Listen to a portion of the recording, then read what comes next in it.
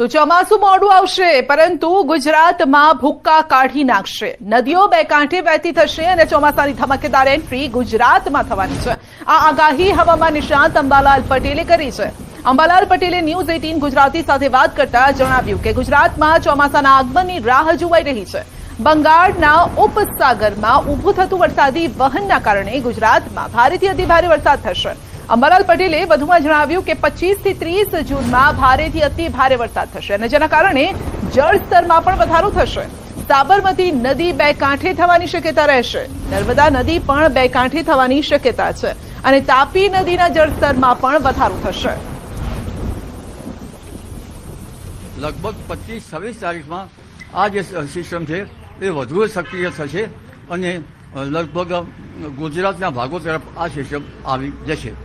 એટલે ગુજરાતના ભાગોમાં પણ ભારેથી અતિભારે વરસાદ કરવાની શક્યતા રહેશે, જેમાં ઉત્તર ગુજરાત, મધ્ય ગુજરાત, પૂર્વ